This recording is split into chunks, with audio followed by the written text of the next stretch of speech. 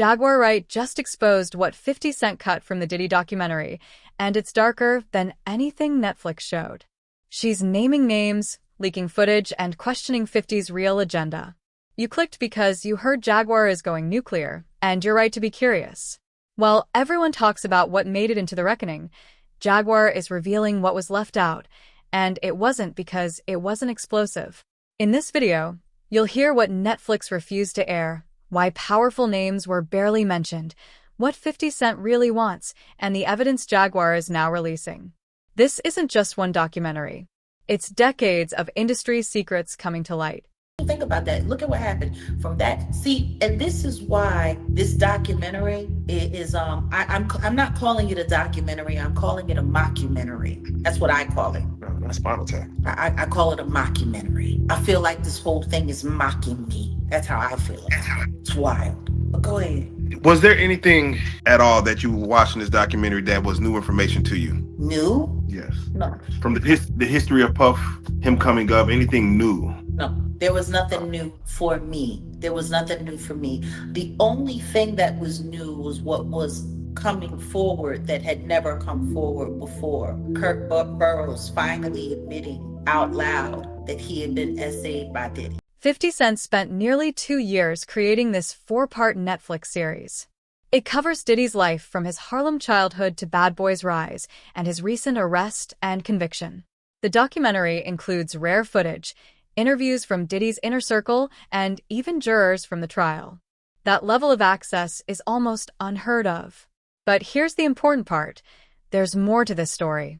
It don't even sound, I want to put her on blast because she was telling me, she was saying to me that what I was asking for was crazy and they wasn't spending money like that. I'm talking about you got footage, you got clothing, you got, I was doing footage, I had pictures, all the stuff that I had, you could figure out a way to pay a brother and stuff like that. And then I was telling her about some prices that I've already received and I had the invoices to show it. And then she was calling me like I was lying. I was like, yo, who do you think you talking to? You know what I'm saying? And she was talking about, there's no way nobody paid. Nobody what? I say, first of all you people come with these documentaries and stuff. The first thing you tell me, y'all tell these people out here that y'all don't pay, and y'all pay. If you can make a picture look like $10,000, $15,000, you know what I'm saying? You can sit here and tell me that you're gonna pay me for my time sitting right down here with y'all. You understand? So then, one thing led to another, and I was like, all right, well then, F you, I spoke to 50, and then she said 50, and this is exact words that came out her mouth. 50 does not determine what goes in and go out of this documentary. Not everyone meant to be in the documentary made the final cut. Gene Deal, Diddy's longtime bodyguard, was removed after disputes over money and control. Jaguar Wright's footage was labeled too controversial for Netflix. Think about that. Too controversial for a documentary about a convicted man. So, if this was supposed to be a reckoning, why was so much left out? Documentary. Yeah, he was there for so much of it. Because right after the diddler beat the crap out of Steve Stout, the Jigga Man poked up on Rivera. Not long after that. All of this stuff happened around the same time. Why do you think Jay-Z wasn't involved in none of this? Well, I mean, he was involved in a lot of it. You mean, why wasn't he mentioned? Yeah, mentioned in the documentary at all. I mean, there was a lot of people that weren't mentioned. Matter of fact, not too many people in the industry were mentioned who were there and present. Isn't that cute? Very true. They found a way to tell that story while they kept everybody else clean. Jaguar also points out who barely appeared in the documentary. Jay-Z is mentioned only once or twice. Stevie J, one of Diddy's key producers, is completely missing, even though he lived in Diddy's Star Island home during major events. And then there's Clive Davis.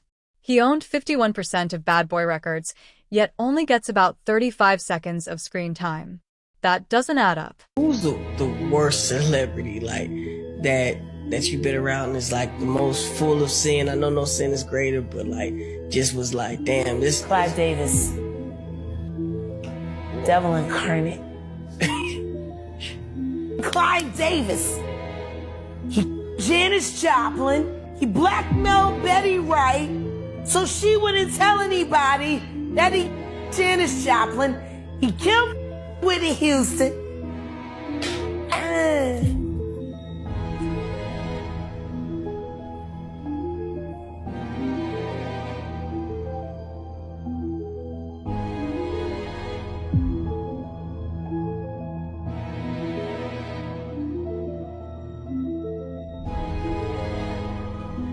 When asked who the worst celebrity she's ever been around, Jaguar didn't hesitate. She said Clive Davis and called him the devil incarnate. She even blamed him for multiple industry deaths. Whether true or not, it's strange that someone with that much power is barely mentioned. According to Jaguar, talking about Clive means exposing the entire power structure behind Bad Boy, and that's something people don't want. That was interesting to watch, you don't think? Kalima's testimony, she was probably the most pitiful witness they brought up to speak about all of this in the entire thing. Kalima? Wait, why you say that? She was emotional. She was emotional? That's what you call it? That's what I'm trying to call it. Capricorn Clark was emotional. I'll give her emotional. I'm sitting there looking at someone, in my opinion, who appears to be struggling with a substance issue, trying not to fall apart on camera.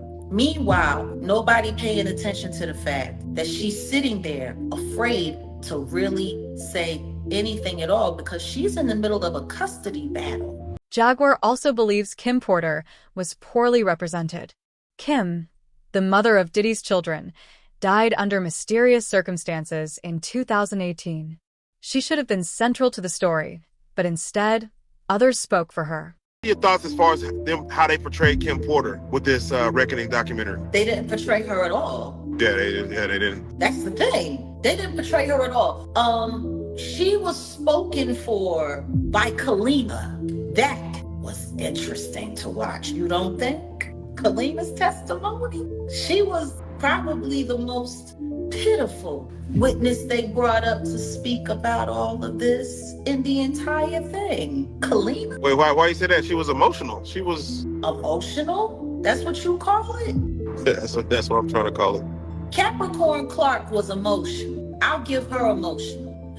I'm sitting there looking at someone, in my opinion, who appears to be struggling with a substance issue, trying not to fall apart on camera. Meanwhile, nobody paying attention to the fact that she's sitting there afraid to really say anything at all because she's in the middle of a custody battle and she's trying to get her kids back. And she's got to be careful of whatever she says because it could make it impossible for her to get her kids back. Did nobody pay attention to that? Yeah, no, she said she wanted $5K from Diddy. She wanted $5K from her former bandmate and a billionaire. And he wouldn't even give her $5K to help her get her kids back? Why not? But then again, nobody's talking about who her husband is and who her husband is to Diddy. He's one of Diddy's #1 minions. Oh yeah, no, that's news. He's a loyalist. He is a Diddy do-wop-bop. Kalima's also bisexual, so I'm finding it kind of interesting that she didn't see anything, she wasn't around anything, she didn't know about anything, and this is not me putting anything crazy on her. This is exactly what she said when she was on Love and Hip Hop Atlanta with Stevie J, who was also not mentioned at all during this documentary. Because Stevie J was living at the Star Island house. Tell me something, how do you have all of that stuff about Little Rod and there's no Stevie J? Now, it was really interesting because there was some of the footage that Little Rod has shared with this documentary that he shared with nobody else that he did an interview with, and none of that made it into the trial. There's images of him with French Montana and the Diddler on the yacht. Yeah. But nothing of Stevie J, surgically removed. One of those voices was Kina Harper. Jaguar called her interview pitiful, not because she was lying, but because she was holding back. At the time, Kina was in a custody battle, and anything she said could be used against her. On top of that, her husband was allegedly close to Diddy. With all that pressure, Jaguar believes Kina couldn't tell the full truth. Community, they left a whole lot of key things out. If they was going to do something and they're going to say in the reckoning of Sean Combs, the reckoning, or Diddy, the reckoning and stuff like that, it should have been a lot of people that we lost because of him.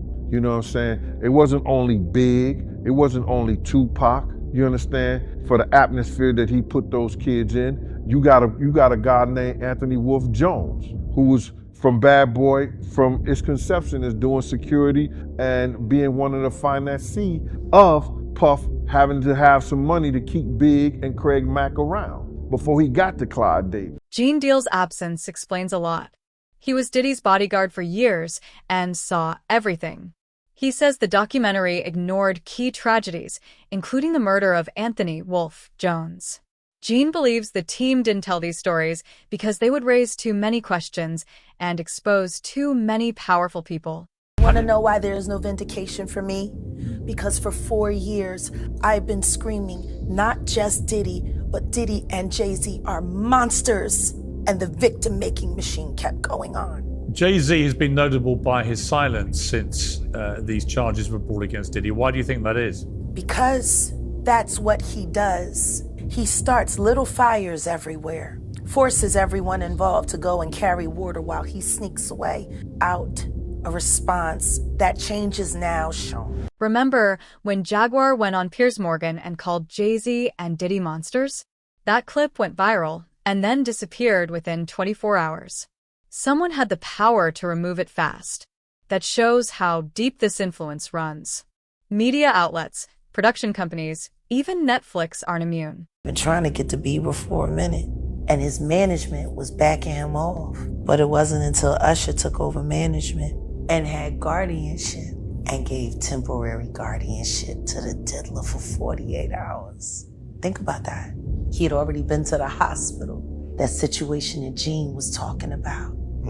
And you still took Bieber there, but you got custody of him first. Jaguar also claims footage involving Justin Bieber and Diddy was cut. According to her, Bieber's early team kept Diddy away, but later, Usher gave Diddy temporary guardianship of Justin for 48 hours while he was still a teen. Jaguar questions why that happened and who was really protecting Bieber. She believes major names were shielded through legal pressure or settlements. And that's why this footage never made it to Netflix. Is trying to take down Diddy. No, he's trying to move Diddy and Jay-Z out the way so he can run it. And the truth is, I ain't mad at him. I just don't trust him. Because the truth is, he would just be another kind of monster in another kind of way. He don't want things to change. He just want to be the one that's running it. See? Easiest thing to do is to take your enemy's feet and hold them to the fire for things you know that they won't admit. Which is why when that C&D came out, he took all of that Diddy shit down because of his tape. Say, what is it with all of these pretenders? And now they got an even bigger one named Curtis Jackson. Jaguar says 50 Cent is not trying to take down Diddy to help victims or tell the truth. She believes he wants Diddy and Jay-Z out of the way so he can control the hip-hop industry himself. In her own words, he doesn't want things to change. He just wants to be the one running it. He would just be another kind of monster in another kind of way. That sounds harsh, but think about it. 50 Cent has been beefing with Diddy for over 20 years.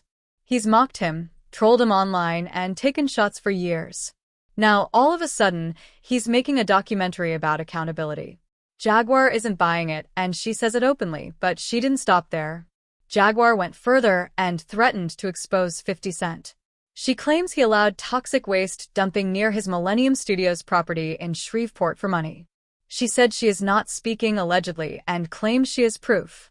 Her message to 50 Cent was clear. Better do right by Shreveport, or I'm going to let everybody know that Diddy, you ain't the only taste you got.